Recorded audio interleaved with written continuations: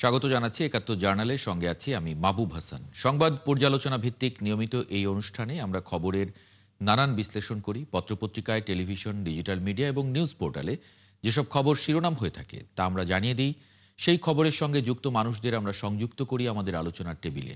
আমাদের স্টুডিও এবং অনলাইনে সংযুক্ত থাকা অতিথিরা সেসব খবরের গভীরে ঢোকেন। আজ আমার সঙ্গে আছেন সিনিয়র সাংবাদিক এলাহি নেওয়াজ খান। আপনাকে স্বাগত জানাচ্ছি একাত্তর জার্নালে। এটা রাজনৈতিক দলগুলো এখনই চাইছে না, এই আপাতত এই নির্বাচনের পরের নির্বাচন থেকে কার্যকরের কথা বলছে। সেই জায়গায় যদি একটু মন্তব্য করেন। একটা বিষয় খুব পরিষ্কার, যে রাজনীতিবিদরা বারবার তত্ত্বাবধায়ক সরকারের জন্য আন্দোলন করেছে তারাই আবার তত্ত্বাবধায়ক সরকার বাতিলের জন্য আদালতে ধর্ণা দিয়েছে।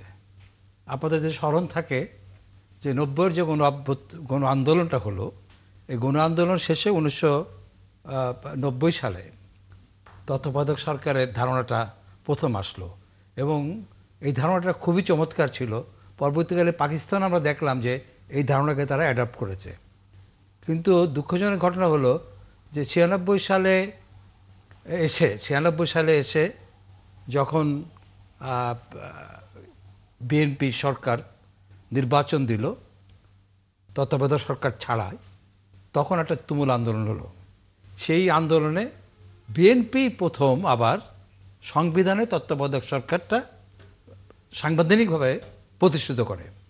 কিন্তু মজার ব্যাপারটা হলো যে 90-এর আন্দোলনে আওয়ামী লীগ এটার সাথেই ছিল, যুক্ত ছিল, এবং 96 সাল আন্দোলনে যে আওয়ামী লীগ তত্ত্বাবধায়ক সরকার চ্যাম্পিয়ন হিসাবে নিজেদেরকে ঘোষণা করছে, সেই আওয়ামী লীগ আবার 2011 সালে এই তত্ত্বাবধায়ক সরকার আদালতের মাধ্যমে এটাকে বাতিল করাইছে।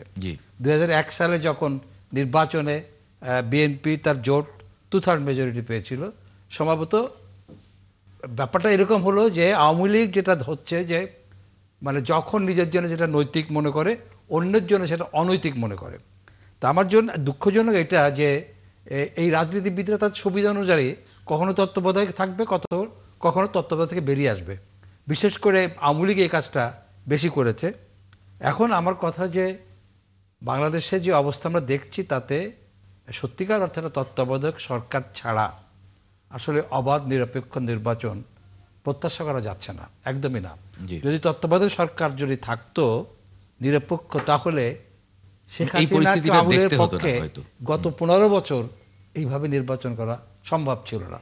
সুতরাং আমরা স্বাগত জানাচ্ছি তত্ত্বাবধায়ক সরকার আবার পুনরায় ফিরে আসার জন্য। জি, অতিথিদের যদি একটু যুক্ত করে নিই। ডক্টর শরীফ ভূঁইয়া, সিনিয়র আইনজীবী, বাংলাদেশ সুপ্রিম কোর্ট, এবং যতগুলো পক্ষ এই তত্ত্বাবধায়ক সরকার পুনর্বহালের যে আদালতের মাধ্যমে সেই রিটের যারা পক্ষভুক্ত ছিলেন তাদের অন্যতম একজন রিটকারী আইনজীবী অ্যাডভোকেট সৈয়দ জয়নাল আবেদিন মেজবা, সহ আইন বিষয়ক সম্পাদক কেন্দ্রীয় BNP, barrister ASM Shahriar Kabir, আইনজীবী সুপ্রিম কোর্ট, এবং অ্যাডভোকেট নাজমুস সাকিব, কেন্দ্রীয় যুগ্ম সদস্য সচিব, national lawyers alliance NCP। Doctor Sharif Bhuiyan, আপনাকে দিয়ে যদি শুরু করি, আপনারা যে রিট করেছিলেন এবং এখানে বিবিসির একটি সংবাদের শিরোনাম এরকম যে তত্ত্বাবধায়কের জন্য এত আন্দোলন সংগ্রাম ত্যাগ, সেটা আপনারা এখনই মানে চাইলেন না কেন? সেটা মানে কোর্ট যে রায় দিয়েছে সেই রায় আসলে আপনাদের চাওয়ার ভিত্তিতেই এরকমটি আমরা যতটুকু জানি, একটু যদি বলেন।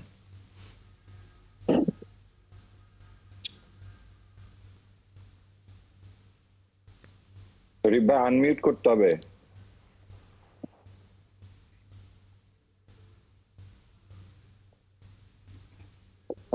জি জি, এখন শুনছি। দুঃখিত, আমার এখানে একটু টেকনিক্যাল সমস্যা হচ্ছে। আপনার প্রশ্নটা আরেকবার একটু বলবেন সংক্ষেপে?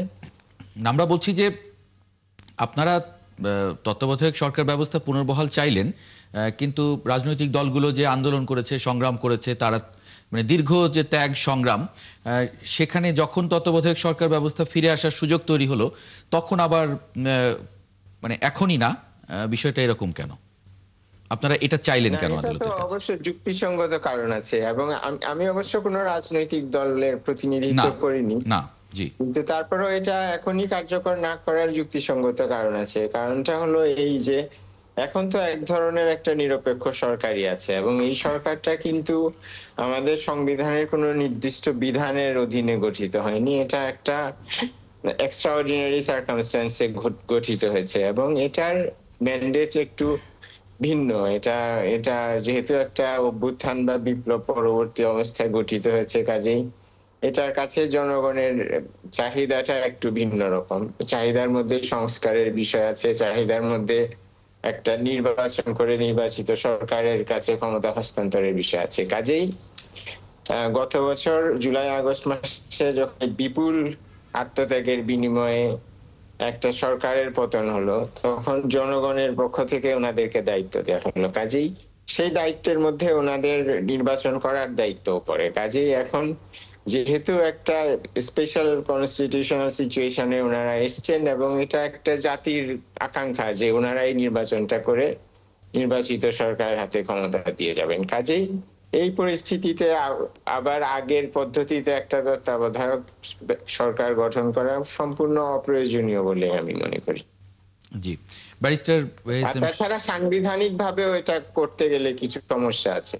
আচ্ছা, এর মধ্যে প্রধান সমস্যা যেটা হলো যে তত্ত্বাবধায়ক সরকার ব্যবস্থার যে ধারাগুলো, আমাকে কি শোনা যাচ্ছে? শুনতে পাচ্ছি, আমরা শুনতে পাচ্ছি। জি, আপনি শেষ করেন। যে ধারাগুলো এখন সংবিধানে ফিরে এসছে, তার মধ্যে একটা অন্যতম হলো 58C অনুচ্ছেদ। ওখানে খুবই সুস্পষ্টভাবে বলা আছে যে তত্ত্বাবধায়ক সরকার গঠন করা হবে একটা সংসদ যদি ভেঙে যায় বা ভেঙে দেয়া হয় তার 15 দিনের মধ্যে। জি, সেটা সম্ভব নয়। আমাদের এখন সেটা সম্ভব নয়, এটা একটা অসম্ভব, কারণ আমাদের সংসদ 1 বছরেরও বেশি আগে ভেঙে গেছে। কাজেই আপনি যে ধারাগুলো এখন সংবিধানে ফিরে এসছে আজকের রায়ের মাধ্যমে, সেই ধারাগুলো প্রয়োগ করে আপনি একটা তত্ত্বাবধায়ক সরকার কিন্তু গঠন করতে পারছেন না। কাজেই এটা এমন কথা নয় যে এটার জন্য আন্দোলন সংগ্রাম হয়েছে, এখন রাজনৈতিক দলগুলো চাচ্ছে না। দুটো কারণ, এখন এটার প্রয়োজন নেই, কারণ আমাদের এক ধরনের নিরপেক্ষ একটা সরকার আছে নির্বাচন করার জন্য। কাজেই আমাদের এই তত্ত্বাবধায়ক সরকার প্রয়োজন নেই। দ্বিতীয়ত, এটা চাইলেও আমরা গঠন করতে পারছি না, কারণ সংবিধানের যে অনুচ্ছেদগুলো এখানে অ্যাপ্লিকেবল সেগুলো এখন প্রয়োগ করা অসম্ভব। জি, ব্যারিস্টার SM শাহরিয়ার কবির। ধন্যবাদ। আসসালামু আলাইকুম। আপনার মাধ্যমে সমস্ত টিভি দর্শকদেরকে সালাম ও শুভেচ্ছা। শরীফ ভাই যেটা বললেন, এই মামলায় আমিও একজন লয়ার, জি, আমিও একজন পিটিশনারের লয়ার। আচ্ছা, শরীফ ভাই যে কথা বলেন, দুইটা জিনিস দেখেন। কোর্ট ত্রয়োদশ সংশোধনী বাতিল করলেন, কিন্তু মনে ভুলে যাবেন না, পঞ্চদশ সংশোধনীর মাধ্যমে কিন্তু ত্রয়োদশ সংশোধনীকে বাতিল করা হয়েছে। তো ত্রয়োদশ সংশোধনী যদি ফিরে আসে, পঞ্চদশ সংশোধনীর সবকিছু কিন্তু হাইকোর্ট যখন রায় দিছে তখন সবকিছু বাতিল করেনি। সো 13দশ সংশোধনীর কনস্টিটিউশনে ঢুকলেও পঞ্চদশ সংশোধনীর কারণে বেশ কিছু আর্টিকেল স্টিল নাও সাসপেন্ড আছে। সো এই শুনানিটা আমাদের লিভ গ্রান্ট হইতে পঞ্চদশ সংশোধন যতক্ষণ শুনানি না হয়ে বাতিল না হচ্ছে ততক্ষণ পর্যন্ত তত্ত্বাবধায়ক সরকার ব্যবস্থা পুরোপুরি অ্যাজ ইট ইজ এটাকে ঢুকানো সম্ভব না। দ্বিতীয় আর একটা কথা, মাননীয় প্রধান বিচারপতি মহোদয় উনি শুনানির এক পর্যায়ে জিজ্ঞাসা করছিলেন আপনাদের রাজনৈতিক বন্দোবস্তর কি খবর, কারণ তখন জুলাই সনদ নিয়ে আমাদের কিন্তু রাজনৈতিক দলগুলো একটা বন্দোবস্ত এসছেন, এবং সেখানে কিন্তু তত্ত্বাবধায়ক ব্যবস্থার আমি বলবো আমূল না অনেক পরিবর্তন এসছে।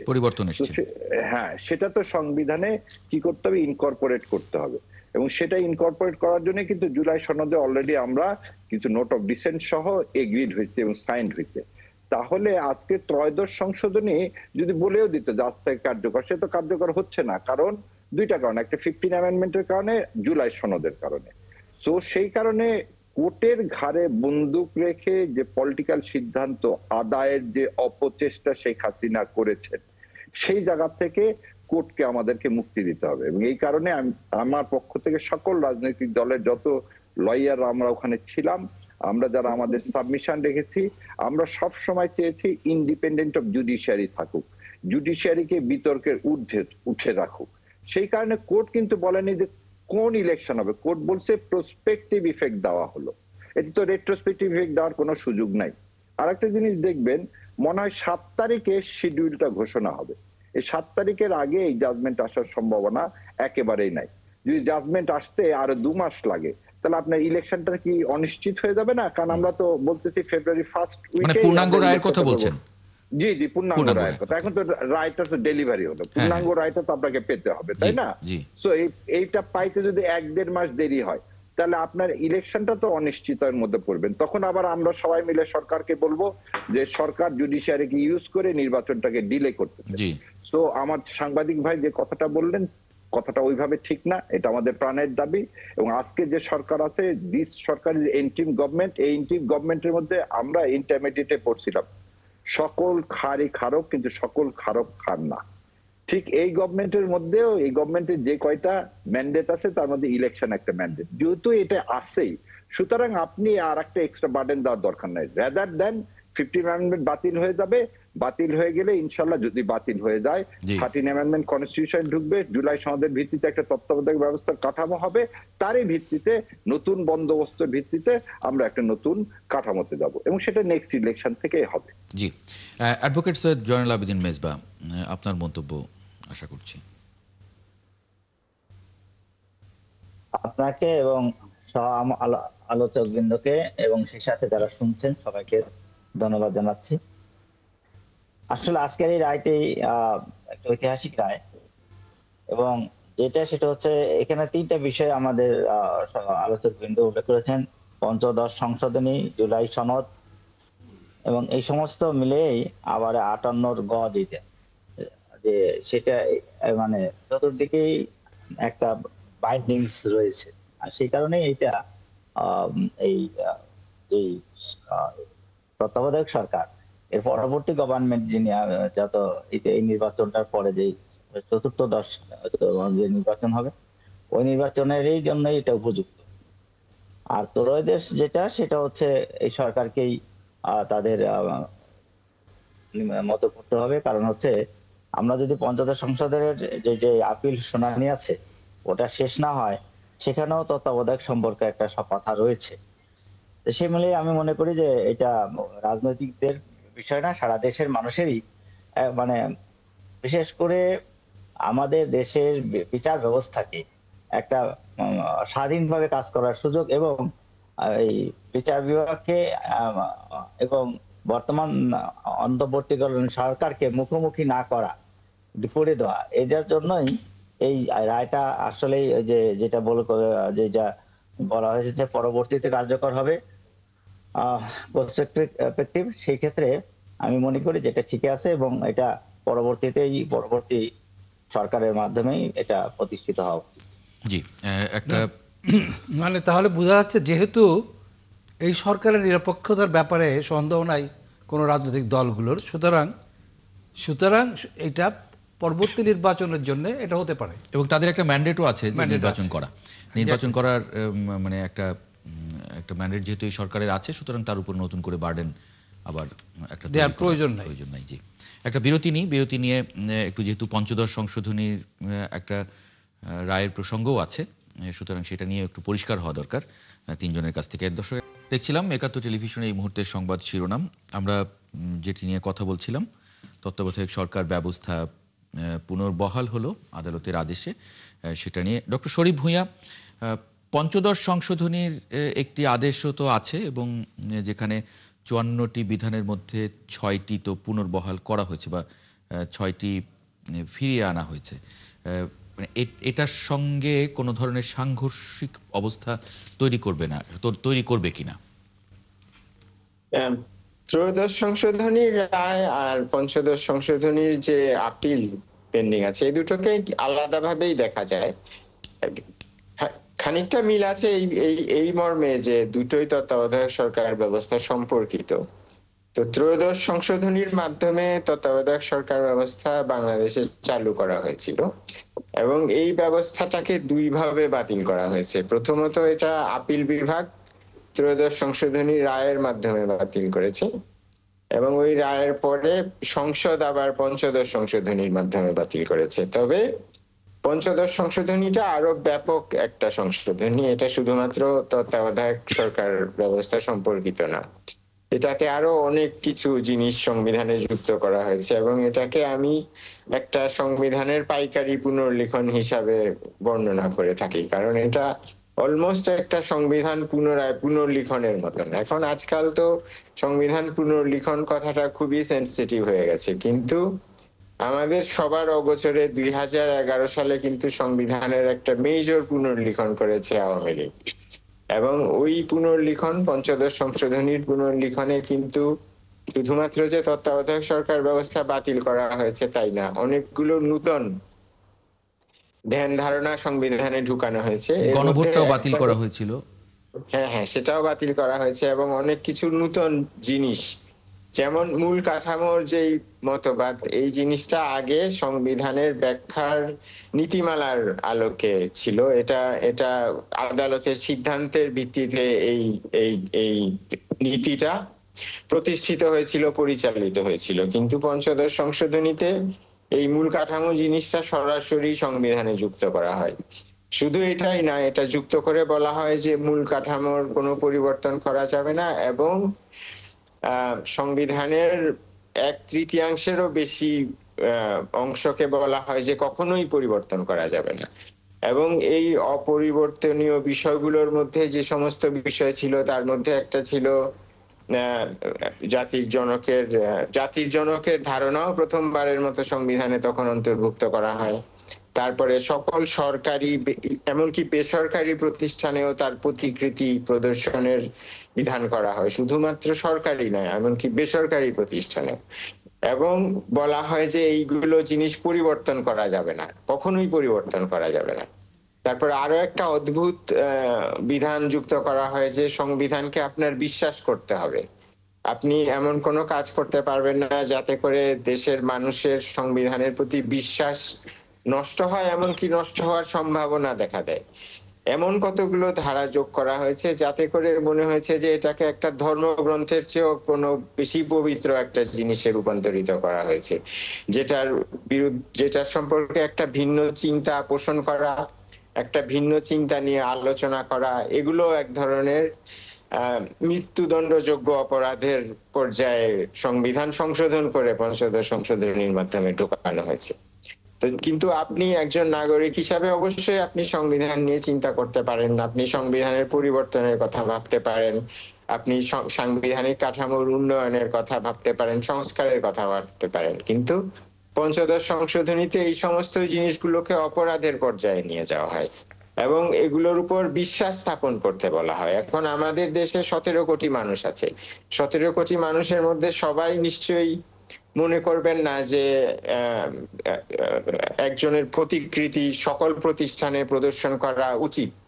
কেউ কেউ উচিত মনে করতে পারেন, আমাদের সমাজে রাজনৈতিক মতভেদ আছে, কেউ কেউ উচিত মনে করতে পারেন, কিন্তু অনেকেই এটাকে উচিত নাও মনে করতে পারেন। কিন্তু সংবিধানে সাংবিধানিকভাবে আইন করে বলা হচ্ছে যে এটা করতে হবে, এবং এটাও বলা হচ্ছে যে সংবিধানে যা কিছু আছে সব আপনার বিশ্বাস করতে হবে। তো এভাবে চিন্তা করলে তো দেখা যায় যে এই সংশোধনীর মাধ্যমে সংবিধানকে একটা ধর্মগ্রন্থের পর্যায়ে নিয়ে যাওয়া হয়েছিল। হ্যাঁ, এবং এই সংশোধনীর মানে এই সংশোধনীর যে মানে মামলাটা, এটার রায় আমরা না পাওয়া পর্যন্ত কি তত্ত্বাবধায়ক সরকারের এই যে রায়টা আমরা পেলাম, মানে এটার স্ট্যাটাসটা কি হবে? প্রথমত তো আমি বললাম যে এখন যে রায় আমরা পেয়েছি সেটার ফলেও আমরা তত্ত্বাবধায়ক সরকার গঠন করতে পারছি না, কারণ আমাদের গঠন করার জন্য যে পূর্ব শর্ত একটা সংসদ থাকা এবং একটা সেটা হচ্ছে না। কাজেই আপনি পঞ্চদশ সংশোধনী মামলাটা যদি শেষও হয়ে যেত এবং ধরুন আমরা যেভাবে চাইছি সেভাবেও শেষ হয়ে যেত, তাতেও এখনই তত্ত্বাবধায়ক সরকার ব্যবস্থা গঠন করা সম্ভব নয়। কিন্তু আবার যেহেতু আমি বলছিলাম যে তত্ত্বাবধায়ক সরকার ব্যবস্থা পঞ্চদশ সংশোধনী দিয়েও বাতিল হয়েছে, কাজেই এমনকি চতুর্দশ সংসদ নির্বাচনের সময় আমরা সবাই বলছি যে তত্ত্বাবধায়ক ব্যবস্থা চালু হতে হবে। তো চতুর্দশ সংসদ নির্বাচনের আগে পঞ্চদশ সংশোধনীর মামলা আমরা যেভাবে আদালতের কাছে প্রার্থনা করছি সেভাবে নিষ্পত্তি হতে হবে তত্ত্বাবধায়ক সরকার ব্যবস্থা পূর্ণাঙ্গভাবে চালু হওয়ার জন্য। এবং এটার কারণ হলো আপনার পঞ্চদশ সংশোধনীর মামলাটা আপনি জানেন যে হাইকোর্টে রায় হয়েছে। তো হাইকোর্ট যেটা করেছে যে আপনার 58 ধারা এবং দ্বিতীয় 2 ক পরিচ্ছেদ, এই দুটোকে পুনর্বহাল করেছে সংবিধানে। তো তত্ত্বাবধায়ক সম্পর্কিত বিধানের মধ্যে এগুলো মূল বিধান, সেটা সন্দেহ নেই। কিন্তু এই যেটুকু অংশ হাইকোর্টের রায়ে সংবিধানে ফিরে এসছে, তার বাইরেও কিন্তু আরো অনেক কিছু আছে যেগুলো ত্রয়োদশ সংশোধনীর মাধ্যমে অন্তর্ভুক্ত করা হয়েছিল সংবিধানে, কিন্তু পঞ্চদশ সংশোধনীর হাইকোর্টের মামলার রায়ে সংবিধানে ফিরে আসেনি। এটা আদালতের একটা বোনাফাইডি ইনঅ্যাডভার্টেন্ট মিস্টেকের কারণে এরকম হয়েছে বলে আমি মনে করি। এবং এটা আমরাও আদালতের নজরে, আমি বিশেষ করে আনিনি এই কারণে যে আমি আদালতের কাছে চাইছিলাম যে ওনারা যেন পুরো পঞ্চদশ সংশোধনীটা বাতিল ঘোষণা করেন। যেহেতু আমি পুরোটা বাতিল চেয়েছিলাম, পুরোটা বাতিল করলে এই সমস্যাটা হতো না, কিন্তু আদালত সিদ্ধান্ত নেন যে পুরোটা বাতিল না করে ওনারা পঞ্চদশ সংশোধনীর অংশ বিশেষ বাতিল করবেন। এর মধ্যে ওনারা একটা মূল অংশ যেটা ওনারা ঠিক করেছেন যে বাতিল করবেন, সেটা ছিল পঞ্চদশ সংশোধনীর মাধ্যমে যে তত্ত্বাবধায়ক সরকার ব্যবস্থা বাতিল করা হয়, সেই বাতিল করাটাকে ওনারা বাতিল করবেন। কিন্তু সেই বাতিলটা করতে গিয়ে ওনারা ঠিক বুঝতে পারেননি যে পঞ্চদশ সংশোধনীর কোন কোন অংশগুলো বাতিল করলে এই অবজেক্টিভটা অ্যাচিভ করা যাবে, যার ফলে ওনারা পঞ্চদশ সংশোধনীর 2টো ধারা বাতিল করেছেন। হ্যাঁ, যার ফলে তত্ত্বাবধায়ক সম্পর্কিত মূল বিধানগুলো ফিরে এসেছে, কিন্তু অনেকগুলো আরো উল্লেখযোগ্য জিনিস ফিরে আসেনি। যেমন সেগুলোর মধ্যে হচ্ছে, যেমন ধরুন তত্ত্বাবধায়ক সরকার আপনারা জানেন ত্রয়োদশ সংশোধনীতে যেভাবে আছে, তাতে করে আপিল বিভাগের একজন বিচারপতি বা একজন অবসরপ্রাপ্ত প্রধান বিচারপতি এটার প্রধান হওয়ার কথা। কিন্তু আমাদের সংবিধানে এটাও আছে যে বাংলাদেশ সুপ্রিম কোর্টের কোনো অবসরপ্রাপ্ত বিচারক কোনো লাভজনক পদে অধিষ্ঠিত হতে পারবেন না। এটা একটা অযোগ্যতা, কিন্তু উপদেষ্টা বা প্রধান উপদেষ্টার পদ এগুলো লাভজনক পদ। কাজেই রিটায়ার করার পর যাতে সুপ্রিম কোর্টের বিচারকরা উপদেষ্টা বা প্রধান উপদেষ্টার পদে অধিষ্ঠিত হতে পারেন, সেই কারণে সংবিধানে একটা এক্সেপশন তৈরি করা হয়েছিল। সেই এক্সেপশনটা ফিরে আসেনি, যার ফলে এই অযোগ্যতাটা কিন্তু রয়ে গেছে। কাজেই এখন একদিকে আমরা বলছি যে প্রধান বিচারপতি বা অবসরপ্রাপ্ত বিচারপতি তত্ত্বাবধায়ক সরকারের প্রধান হবেন বা এমনকি উপদেষ্টাও হতে পারেন, কিন্তু অন্যদিকে অন্য অনুচ্ছেদ অনুযায়ী ওনারা এই ধরনের পদ গ্রহণের ক্ষেত্রে অযোগ্য। কাজে এখানে আপনি দেখছেন যে সরাসরি সাংঘর্ষিক একটা অবস্থা বিরাজ করছে। আরেকটা খুবই বড় সাংঘর্ষিক অবস্থা যেটা বিরাজ করছে, সেটা হলো যে 58C ধারাতে বলা আছে যে সংসদ ভেঙে দেওয়ার 15 দিনের মধ্যে তত্ত্বাবধায়ক সরকার গঠিত হবে, কিন্তু আবার অন্য একটা ধারাতে বলা আছে যে সংসদ নির্বাচন হবে সংসদ ভেঙে যাওয়ার 15 দিন আগে। তো আপনি যদি সংসদ ভেঙে যাওয়ার 15 দিন আগে নির্বাচনই করে ফেলেন, তাহলে সংসদ ভাঙার 15 দিন পরে আপনি কি কারণে তত্ত্বাবধায়ক গঠন করবেন? আপনি তো যেই জন্য তত্ত্বাবধায়ক গঠন করার কথা, নির্বাচন করার কথা, সেটা আপনি সংসদ ভেঙে যাওয়ার 15 দিন আগে আপনাকে সংবিধান অনুযায়ী আপনি বাধ্য করার জন্য। কাজে আপনি তো নির্বাচন, সংবিধানের যদি ওই ধারাটা মানেন, আপনাকে তো সংসদ ভেঙে যাওয়ার 15 দিন আগে নির্বাচন করে শেষ করে দিতে হবে। আপনি তো তত্ত্বাবধায়ক সরকার গঠন করা পর্যন্ত যেতেই পারছেন না। কাজে এখানেও আরো একটা বড় সাংঘর্ষিক অবস্থা বিরাজ করছে। তো এইগুলো জিনিস আমরা আশা করছি যে আপিলের শুনানির ক্ষেত্রে নিষ্পত্তি হবে। এবং আরো কিছু বিষয় আছে, যেমন উপদেষ্টা, প্রধান উপদেষ্টা, ওনাদের শপথের বিষয়টা ফিরে আসেনি, উপদেষ্টাদের বেতনের বিষয়টা সংবিধানে ফিরে আসেনি, প্রধান উপদেষ্টার একটা সংজ্ঞা যুক্ত করা হয়েছিল সংবিধানে, সেটা ফিরে আসেনি। কাজে অনেকগুলো জিনিস কিন্তু পঞ্চদশ সংশোধনীর হাইকোর্ট বিভাগের রায়ে সংবিধানে এখনো ফিরে আসেনি।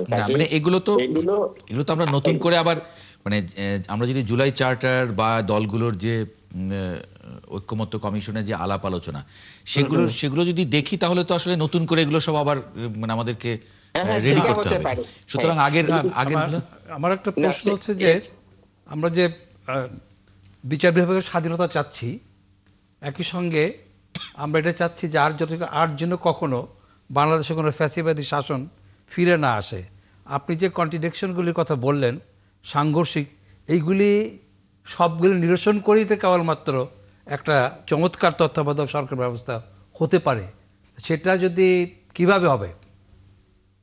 হ্যাঁ, সেটা এইগুলো তো এই সাংঘর্ষিক বিষয়গুলো আপিল বিভাগে আমরা এখন আপিল শুনানির জন্য আসবে, তখন আমরা আপিল বিভাগের নজরে আনবো এবং আমরা আশা করছি ওনারা এই সাংঘর্ষিক বিষয়গুলো অ্যাড্রেস করবেন এবং পঞ্চদশ সংশোধনীকে যথাযথভাবে বাতিল করবেন, যাতে করে তত্ত্বাবধায়ক সরকার ব্যবস্থা যথাযথভাবে সংবিধানে ফিরে আসে। আর আরেকটা যেটা আপনারা বলছিলেন যে জুলাই সনদেও তো তত্ত্বাবধায়ক সরকারের ব্যাপারটা আছে, তো এই জিনিসটা কিন্তু আমাদের মনে রাখতে হবে যে এই দুটো কিন্তু দুটো ভিন্ন ট্র্যাক। একটা হলো আমরা আদালতের মাধ্যমে চেষ্টা করছি যে সংবিধানে যে সমস্ত ভুল জিনিস সংশোধনীর মাধ্যমে ঢোকানো হয়েছিল বা সংবিধানের যে সমস্ত ভুল ব্যাখ্যা দিয়ে আদালত যে সমস্ত জিনিসগুলো বাতিল করেছিল সেই জিনিসগুলো আদালতের মাধ্যমে সংস্কার করার জন্য। তো এটা একটা ট্র্যাক যে আমাদের তত্ত্বাবধায়ক সরকার ব্যবস্থা নিয়ে আদালত ইন্টারফিয়ার করে এটাকে বাতিল করেছে এবং সংসদ এটাকে ইন্টারফিয়ার করে বাতিল করেছে। সংসদ অনেক কিছু অপ্রয়োজনীয় জিনিস সংবিধানে ঢুকিয়েছে যেগুলো নিয়ে বিতর্ক আছে এবং নতুন ধারণা ঢুকিয়েছে। কাজেই আমাদের একটা সংস্কারের প্রক্রিয়া ছিল যে যেই জিনিসগুলো আদালতের মাধ্যমে আনলফুলি করা হয়েছে, যেমন বিচারপতি খায়রুল হক যে রায়টা 2011 সালে দিয়ে সংবিধানের প্রভূত ক্ষতি সাধন করেছিলেন, কাজে সেই রায়টাকে রিভিউ করে সেই রায়টাকে বাতিল করা, তো এটা আদালতের মাধ্যমে একটা সংস্কার। তেমনি ভাবে পঞ্চদশ সংশোধনীটাকে আদালতের মাধ্যমে বাতিল করে সংবিধানকে পঞ্চদশ সংশোধনীর আগের অবস্থায় ফিরিয়ে নিয়ে যাওয়া, এটাও আদালতের মাধ্যমে একটা সংস্কার। এটা হলো একটা ট্র্যাক। আরেকটা ট্র্যাক হলো রাজনৈতিক স্ফিয়ারে, পলিটিক্যাল স্ফিয়ারে যে আলাপটা হচ্ছে সেটা আরো ব্যাপক। কারণ আপনি আদালতের কাছে যখন যাবেন, আদালতের কিন্তু এই সমস্ত ব্যাপারে হস্তক্ষেপ করার ক্ষমতা সীমিত। তার হলো এটা সে বিচারিক ক্ষমতা প্রয়োগ করে করতে পারে। যেমন বিচারিক ক্ষমতা প্রয়োগ করে সে খায়রুল হকের রায়টা পুনর্বিবেচনা করেছে, বিচারিক ক্ষমতা প্রয়োগ করে সে দেখতে পারে যে পঞ্চদশ সংশোধনীটা যথাযথ হয়েছে কিনা, আইন সিদ্ধ কিনা, সাংবিধানিক কিনা। কিন্তু নূতন কোনো কিছু আইডিয়া কিন্তু সংবিধানে ঢোকানো বা নূতন কোনো পরিবর্তন করা, এটা সম্পূর্ণ পলিটিক্যাল গভর্নমেন্টগুলোকে করতে হবে, মানে সংসদের মাধ্যমে করতে হবে, সংসদের মাধ্যমে করতে হবে। অনেক ধন্যবাদ।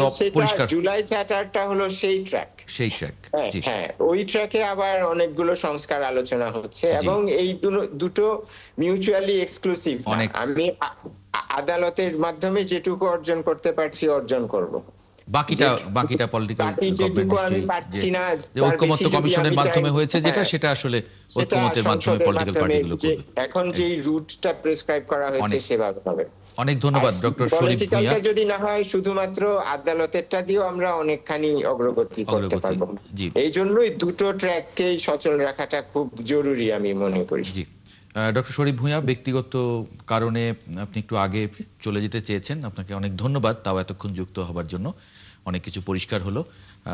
আমার বাকি অতিথিরা সঙ্গে আছেন, আমি যদি একটু অ্যাডভোকেট নাজমুস সাকিব। আমি আপনাদের এখানে যুক্ত হতে পেরে, আমার কাছেও কথা বলতে পেরে খুব ভালো লাগলো এবং আমি আপনাদের সবাইকে ধন্যবাদ জানাই আর আপনার মাধ্যমে আপনার দর্শকদেরকে শুভেচ্ছা জানাই। আর আশা করি আপনারা আমাকে ক্ষমা করে দেবেন যে আমি আগে একটু বিদায় নিচ্ছি। Thank you very much. ধন্যবাদ। জি, অ্যাডভোকেট নাজমুস সাকিব, মানে আদালতের মাধ্যমে যে রায় এসেছে এবং যদি পঞ্চদশ সংশোধনী রায়টাও আমরা পেয়ে যাই, সেক্ষেত্রে তত্ত্বাবধায়ক সরকার সংবিধানে যেভাবে আছে, তার মানে তো আমরা আদালতের একটা গাইডলাইন পেয়ে যাচ্ছি, সংবিধানে আছে।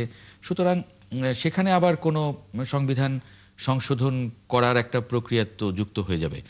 তখন তো আসলে সেই সময়ের যে সরকার, তার অনেকটা মানে ইচ্ছার প্রতিফলন তৈরি হবে কিনা। ধন্যবাদ আমাকে ৭১ জার্নালে সংযুক্ত করার জন্য এবং একই সাথে আমি দেশবাসী সহ আমার আইন অঙ্গনের সহকর্মী বৃন্দের প্রতি শুভেচ্ছা জানাচ্ছি। আসলে দেখেন, আমার কাছে মনে হয় এই যে তত্ত্বাবধায়ক সরকার ব্যবস্থাকে কেন্দ্র করে বা 13 অ্যামেন্ডমেন্টকে কেন্দ্র করে যে আপিল বিভাগে দীর্ঘদিন ধরে শুনানি হচ্ছে, এটা একটা অপ্রয়োজনীয় বিষয়। এটা কোনোই দরকার ছিল না। আমাদের প্রথম সমস্যা হচ্ছে আমরা জুলাই আগস্ট যে আন্দোলনের সফলতা বলি, সেটাকে আমরা কি হিসেবে চিহ্নিত করছি সেটাই আমরা ঠিক করতে পারি নাই। এটা কি রেভলিউশন বা বিপ্লব নাকি অভ্যুত্থান? এই জায়গায় হচ্ছে আমাদের সবচেয়ে বড় সমস্যা। আপনি শুরুর দিকে খেয়াল করবেন, চিফ জাস্টিস সৈয়দ রাফাত আহমেদ এটাকে রেভলিউশন বলতেন। ইভেন ডক্টর ইউনূস সাহেবও এটাকে রেভলিউশন বলতেন বা বিপ্লব বলতেন। কিন্তু পরবর্তীতে নানান প্রেসারের কারণে বিপ্লবটাকে অভ্যুত্থানে নিয়ে আসা হলো। এখন আবার অভ্যুত্থানকে নিছক আন্দোলনের দিকে নিয়ে আসা হলো বা একটা ঘটনা বলে চিত্রিত করা হলো। আমি যদি সেটাকে বিপ্লব বলি, আপনি দেখবেন আমাদের বর্তমান যে সংবিধানটা আছে এটা না, কিন্তু এই দায়টা জীবনমৃত্যু। কার? মানে জি, একটা একটা একটা বিপ্লবকে কি গণ অভ্যুত্থানে পরিণত করা যায়? মানে এই দায়টা কার আসলে? এই দায়টা সকলেরই। এটা আমাদের হয়তো বুঝার ভুল, অথবা আমরা ইচ্ছে করে ওইদিকে হাঁটছি না। কারণটা বিষয়ে আমি একটু মানে আপনি বলি। কি এরকম মনে করেন যে দেশের মানুষ আসলে, মানে আমরা বলছি বিপ্লব কিন্তু দেশের মানুষ বিপ্লব মনে করছে না, নাকি তাহলে তো দেশের মানুষই এটাকে প্রোটেক্ট করতো? না, বিপ্লব বলতে আমাদের একটা মিসকনসেপশনের জায়গাও আছে। আমাদের মিসকনসেপশনের জায়গা হচ্ছে আমরা বিপ্লব করতে ক্লাসিক্যাল সমাজতান্ত্রিক করতে আমরা বিপ্লব চিন্তা করি। বিপ্লব যে একটা গণতান্ত্রিক বিপ্লবও হতে পারে, সে বা বুর্জোয়া ডেমোক্রেটিক রেভলিউশন যেটাকে বলা হয় সেটাও যে হতে পারে, এই ধারণা আমাদের সমাজের মধ্যে বা আমাদের দেশের মধ্যে ওভাবে ডেভেলপ করে নাই। সমস্যা এই জায়গায়। কিন্তু যত বিপ্লব ডেমোক্রেটিক রেভলিউশনের যত ধরনের কম্পোনেন্ট আছে বা উপাদান আছে সবগুলো বাংলাদেশের মধ্যে বিদ্যমান ছিল। না, আসলে কি এরকম যে বিপ্লব, এটা বিপ্লবী, অনেক জায়গায় অনেক বিপ্লব হাতছাড়া হয়ে যায়, সেরকম কি মনে হয়? বিপ্লব বিপ্লবের তো কয়েকটা স্তর আছে। এটা একদিক থেকে হচ্ছে, এটা আমরা জুলাই আগস্ট আন্দোলনটা যখন সফল হলো, এটা হচ্ছে বিপ্লবের সূচনা বিন্দু। আপনি ক্ষমতাটা টেক ওভারটা নিলেন। এরপরে এই যে আপনি দেখেন অন্তর্বর্তীকালীন সরকার, এটা কি সংবিধানের মধ্যে আছে? নাই। এই সরকার ব্যবস্থাটা আমরাই তৈরি করেছি। এটার সাথে আপনি মিল পাবেন রুশ ফেব্রুয়ারি বিপ্লবের সাথে। 1917 সালে ফেব্রুয়ারিতে আরেকটা বিপ্লব হয়েছিল, রুশ ফেব্রুয়ারি বিপ্লব, অক্টোবর বিপ্লবের আগে, যেটা মাস পিপলের রেভলিউশন ছিল, গণবিপ্লব ছিল। বাংলাদেশেও সিমিলার, এটা মাস পিপলের রেভলিউশন, গণবিপ্লব, এটা কোনো প্লান্ট রেভলিউশন না। জি। Barrister S M Shahriar Kabir, মানে এখন কি এই আদালতের রায়ের মাধ্যমে সংবিধান আসলে কি গুরুত্বপূর্ণ হয়ে উঠলো নাকি? ধন্যবাদ আপনাকে। দেখেন, কিছু মিসকনসেপশন আছে। আমার সাকিব যেটা বললো, জুডিশিয়াল রিভিউর কাজ হচ্ছে দেখা কোন আইন প্রপারলি কনস্টিটিউশন যেভাবে বলা আছে সেভাবে করা হয়েছে কি হয়। ওকে। আপনি কি ডিক্লেয়ার করতে পারেন এটা আলট্রা ভাইরাস মানে কি, এই আইনটা অবৈধ, এতটুকুই কিন্তু সীমা হচ্ছে জুডিশিয়াল রিভিউ। খায়রুল হক সাহেব যেভাবে একটা আইনকে, তত্ত্বাবধায়ক সরকারের বিলটাকে অবৈধ ঘোষণা করলেন, সেটা আমরা বলতেছি, রিভিউ করে বললাম যে খায়রুল হক সাহেবের ওই জাজমেন্টটা ঠিক না। কোর্ট এখানে দেখবেন যে এটা আসলেই উনি একটা রাজনৈতিক উদ্দেশ্যে বা অন্য কোনো ম্যালাফাইড পারপাসে এই জাজমেন্টটাকে এইভাবে বাতিল তত্ত্বাবধায়ক সরকার করছে কি করেনি। এবং আরো একটা জিনিস দেখবেন, প্রতারণার কথা বলছে কিন্তু আপনার কোর্টে। এটা আমরা বলছি এই কারণে, যখন শর্ট অর্ডার দেওয়া হয়, সেই শর্ট অর্ডারে বলছিল নেক্সট টু ইলেকশন তত্ত্বাবধায়ক সরকার আন্ডারে হবে। হ্যাঁ। এবং এই শর্ট অর্ডার ডেলিভারি করার পর মূল অর্ডার, মানে আজকে যেমন বললাম জাজমেন্ট এখন বের হয়নি, জাজমেন্ট দিয়েছে 16 মাস পর। এবং সেই জাজমেন্ট আর এই কথাটা খায়রুল হক সাহেব রাখলেন না। তাহলে এইটা যেদিন আপনি প্রোনাউন্স করলেন আর যখন ডেলিভারি করলেন, তাহলে দুই রকম তো করার কোনো বিধান নাই। তাহলে আপনি প্রতারণা করলেন, এবং সেই জন্য বলা হয় ফ্রড ভিসিয়েটেড এভরিথিং। এবং এই একটা মানে লজিকের ভিত্তিতে এই পুরা জাজমেন্টটা নাল অ্যান্ড ভয়েড হয়ে গেল। আরো একটা জিনিস দেখেন, শর্ট অর্ডারের পর এই জাজমেন্টটা বের হওয়ার আগেই কিন্তু 15 অ্যামেন্ডমেন্ট করে ফেলে দিলেন কে, শেখ হাসিনা। এবং একটা জাজমেন্ট হওয়ার পরে উনি বললেন, জাজমেন্টের দোহাই দিলেন যে জাজমেন্ট হয়ে গেছে, অতএব আমাদেরকে তত্ত্বাবধায়ক ব্যবস্থা রাখা যাবে না।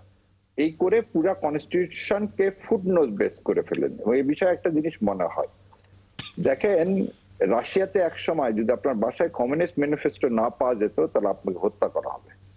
ঠিক একই বিধান 7 ক্ষয় ঢুকানো হলো, যে সংবিধান পরিবর্তনের চেষ্টা করবে না, চেষ্টা করবে, তাকেও কি করতে হবে, ক্যাপিটাল পানিশমেন্ট দেওয়া হবে। আমাদের ক্যাপিটাল পানিশমেন্ট হচ্ছে মৃত্যুদণ্ড।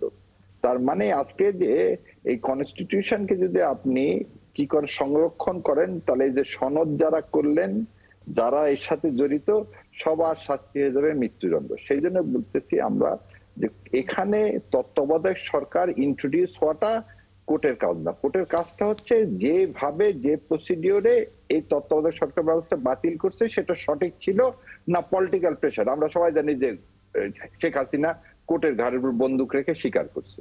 তো সেটা আজকে এক্সপোজড হয়েছে যে না, এটা একটা পক্ষপাতমূলক, এটা ষড়যন্ত্রমূলক, এবং এখানে একটা ফ্রডের আশ্রয় নিয়ে তত্ত্বাবধায়ক ব্যবস্থাটাকে বাতিল করা হয়েছে। সেই জন্য সাকিবের ওই পাঠ, হ্যাঁ আমাদের এটা করার দরকার ছিল না, কিন্তু যদি এটা এইভাবে রেখে দিতাম তাহলে ইতিহাসে আমরা কোনোদিন এটা বলতে পারতাম না যে খায়রুল হক সাহেব পুরা জাতির সাথে প্রতারণা করছেন শেখ হাসিনার এজেন্ডা বাস্তবায়নের জন্য। আর যেটা প্রথমে আপনারাও সবাই বললেন, ভাইও অনেকখানি এক্সপ্লেনেশন দিল, সাধারণ মানুষের বোঝার জন্য বলি, যে আজকে তত্ত্বাবধায়ক ব্যবস্থা ফিরে আসলো, কিন্তু পঞ্চদশ সংশোধনীতে বলা হলো যে তত্ত্বাবধায়ক সম্পর্কিত সমস্ত কিছু বাতিল করে দিচ্ছে। তো তত্ত্বাবধায়ক ফিরে আসলো, আর ওই বিধানগুলো যদি বাতিল না করেন, ধরে নেন আপনাকে সাসপেন্ড করা হলো, আপনার চাকরি আছে কিন্তু আপনি কি ভিতরে ঢুকতে পারবেন? তাহলে সাসপেনশন অর্ডারটা তো উইথড্র করতে হবে। এই সাসপেনশনটাই আছে হচ্ছে 15 অ্যামেন্ডমেন্টে। ওই মামলাটার কি অবস্থা? ওই মামলাটা আমরা রিভিউ করছি, রিভিউ অ্যালাউ হয়েছে, এখন সিএ আছে, এবং ওই অর্ডারটা নামলে আমাদের মনে হয় ডিসেম্বরের 3-4 তারিখের দিকে ওটা শুনানি শুরু হবে। তো হোপফুলি এই প্রধান বিচারপতির আমলে ওটারও শুনানি হয়ে আমরা আশা করি, আমিও যেহেতু পিটিশনার, আশা করি যে ওই 15 অ্যামেন্ডমেন্টটা বাতিল বলে গণ্য হবে। এবং ওই যে মানে কিন্তু হাইকোর্টের রায় তো গণভোটের যে বিধান ছিল এটা তো ফিরে এসেছে, সেটা মানে তাহলে আবার নতুন করে গণভোটের আইনের কথা আমি শুনলাম, আইনমন্ত্রী বলছিলেন, এটার প্রয়োজনীয়তা কি? গণভোট তো আছেই সংসদে। গণভোট সংসদে নাই, কথা হচ্ছে যে আপনি 15 অ্যামেন্ডমেন্টের একটা অংশ একটু আগে বললেন না, একটা অংশ বাদ দিতে, যেমন ধরেন আজকে তত্ত্বাবধায়ক সরকার ফিরে আসছে, সবাই এখন বললো কালকে তত্ত্বাবধায়ক ব্যবস্থা, তত্ত্বাবধায়ক হিসাবে শপথ নিবে ইউনূস সাহেব, শপথের জিনিসটা 15 অ্যামেন্ডমেন্টে বাতিল করাতে। ঠিক রেফারেন্ডামের ব্যাপারটাও এক, এখন যখন লিভ গ্রান্ট হয়ে গেছে তখন আর কি ওই গণভোটের কথাটা থাকবে না। আর জুলাই সনদে তো আমরা 2/3 কনস্টিটিউশন চেঞ্জ করার কথাই বলতেছি। তাহলে আপনি যখন একটা জায়গায় এগ্রি হয়েছে, তাহলে গণভোটের দেখে রেফারেন্ডামের 142 রেফারেন্ডামটা ছিল হচ্ছে sofa relates to constitutional amendment. আপনি আজকে অনেক অ্যামেন্ডমেন্ট করতে চাচ্ছেন যেগুলো বেসিক স্ট্রাকচারই চেঞ্জ করে দিবে। সেই গণভোট আর 142 গণভোট, এই দুইটা গণভোট আলাদা। এটা আর্টিকেল 7 এর গণভোট, কারণ জনগণ এই কনস্টিটিউশনে যেমন দেখেন 8 অ্যামেন্ডমেন্ট কেসে বলছিল যে হাইকোর্টের কি করা যাবে না, স্থায়ী বেঞ্চ করা যাবে না। এটা কিন্তু এই রায়টা এখনো বলবৎ। আপনি এখন বলতেছেন আমরা স্থায়ী বেঞ্চ করব, তাহলে এই রায়ের ভায়োলেশন করতেছেন না? তাহলে আপনি কি 2/3 মেজরিটি দিয়ে একটা রেফারেন্ডাম দিয়ে করতে পারেন না? বলতে ওই জন্য এবারের এই সংবিধান সংসদকে দুইটা পাওয়ার দেওয়া হচ্ছে, একটা হচ্ছে সে হচ্ছে অর্ডিনারি সংসদ থাকবে, আর একটা হচ্ছে গণপরিষদ থাকবে। গণপরিষদটা করার পিছনেই কারণ হচ্ছে বেসিক স্ট্রাকচার যখন চেঞ্জ করবেন তখন আপনার গণপরিষদ লাগবে, এবং গণপরিষদের ভোটের কোনো বিধান কনস্টিটিউশনে নাই, কারণ কনস্টিটিউশনটাই তো আপনি চেঞ্জ করতে পারছেন, সেই জন্য গণপরিষদ আইন লাগবে। একটা বিষয় আমি জানতে চাই, সেটা হলো যে শেখ হাসিনা আদালতের মাধ্যমে যা যা করতে চেয়েছেন তার মূল লক্ষ্য ছিল আওয়ামী লীগ এবং রাষ্ট্র একটা পরিপূরক এই জায়গাটা নিয়ে যাওয়া। আবার যেরকম ঘটনা ঘটবে না, এটার গ্যারান্টিটা কিভাবে আসবে?